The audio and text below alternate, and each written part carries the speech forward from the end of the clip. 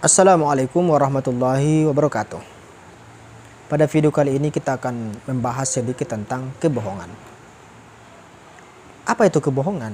Itu kalau saya tanyakan kepada Anda, mungkin Anda lebih banyak tahu tentang kebohongan. Anda lebih bisa untuk menjelaskan apa itu kebohongan. Kalau saya sedikit saja tahu tentang kebohongan. Kenapa harus kebohongan? Ya karena sudah banyak kebohongan-kebohongan di sini. Di kita-kita ini, di sekitaran kita sudah banyak terjadi kebohongan. Dan itu sudah masuk ke dalam ranah politik, ranah pendidikan, ranah pembelajaran. Sudah banyak yang namanya kebohongan. Sekarang saya tanya kepada Anda, pernah nggak berbohong? Kalau Anda mengatakan menjawab iya, berarti kita sama. Saya juga pernah berbohong. Tapi kalau Anda mengatakan tidak, itu berarti Anda telah menambah daftar kebohongan Anda sekarang. Yakin tak? Saya yakin dan percaya. Jadi yang menonton yang melihat ini pasti pernah juga berbohong. Insya Allah. Kalau Anda tidak pernah berbohong, alhamdulillah. Tapi kalau Anda pernah berbohong, cukup katakan iya, jujur aja Anda pernah berbohong.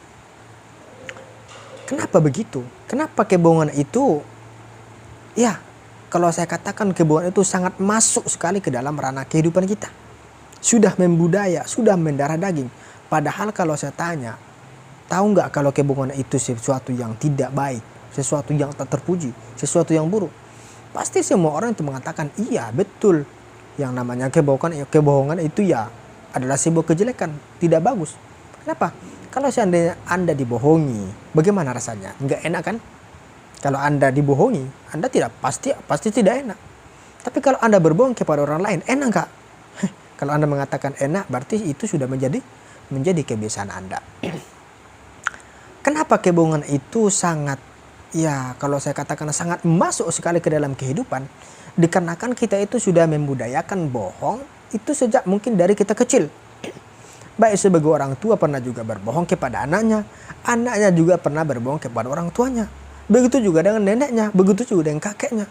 Begitu juga dengan seorang anak dengan muridnya, seorang guru dengan muridnya pernah juga berbohong. Dan mungkin banyak sekali kebohongan-kebohongan. Sebagai contoh saya buat. Seorang guru kepada muridnya. Seorang murid lah dulu ya. Seorang murid itu pernah berbohong. Satu ketika guru ini marah-marah kepada sang murid. Maka apa yang dikatakan oleh murid? Katakanlah dia itu tidak mengerjakan PR pekerjaan rumahnya. Tidak rajin, tidak rapi dan segala macam. Apa yang dikatakan oleh muridnya? Oh begini pak, kami begini pak, kami begini. Itu ngeles. Tapi itu tidak betul. Artinya pada saat itu dia sedang berbohong. Berbohong. Pernah nggak seperti itu? Kalau Anda pernah menjadi seorang murid, Anda pasti pernah melakukannya. Saya itu yakin dan percaya. Begitu juga dengan sang guru. Ketika ada anak-anak yang bertanya, bapak juga seperti itu kok. Ustadz juga seperti itu kok. Apa yang dikatakan olehnya? Enggak. Gak seperti itu, gini. Padahal dia tahu itu salah. Padahal dia tahu ini kebohongan. Nah, ini adalah salah satu ajaran yang tanpa kita sadari adalah membudayakan kebohongan. Walaupun tidak secara secara langsung. Tapi ya hakikatnya sudah berbohong. Itu contoh kasus pertama. Kasus kedua antara sang ayah dengan anak. Misalkan nih, sang ayah ini sebenarnya mengajari anaknya untuk berbohong. Mungkin Anda juga pernah ya. Contohnya seperti ini. Nanti kalau datang mama, jangan katakan seperti ini ya. Katakan aja nanti gini gitu. Oh iya pak. Iya pak. Begitu juga dengan ibu. Nanti kalau datang ayah, katakan seperti ini ya, gini. Begitu juga ke nenek. Nanti kalau datang kakek gini. Kalau datang mama gini. Itu kan sebenarnya telah kita ajari anak tersebut untuk berbohong. Di satu sisi kita mengajarkan untuk tidak berbohong, tapi sebenarnya kita itu mengajari dia untuk berbohong. Itu bagaimana? Kontradiksi.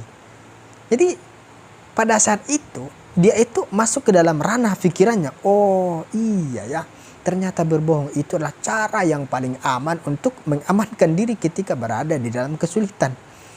Jadi kalau ini kita lakukan, ya mungkin ke anak cucu kita juga nanti akan terjadi.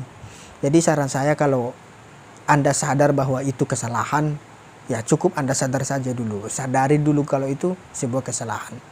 Dan Nggak usah lah kita itu harus berdakwah, nggak usah kita harus menegur bapak, dan nggak usah. Cukup saja Anda tidak melakukannya lagi, dan Anda nanti harus melakukan yang terbaik untuk anak cucu Anda, istri Anda, dan semuanya. Insya Allah itu akan merubah keadaan. Tapi kalau Anda ingin merubah sekarang, merubah keluarga Anda, mungkin itu menjadi salah satu problem, masalah yang besar. Nah, tengoklah diri Anda sekarang. Nah, kalau ada manfaat silakan saja untuk diambil, kalau tidak ya gak usah diambil. Mungkin itu saja yang bisa saya sampaikan. Akhirul kalam. Assalamualaikum warahmatullahi wabarakatuh.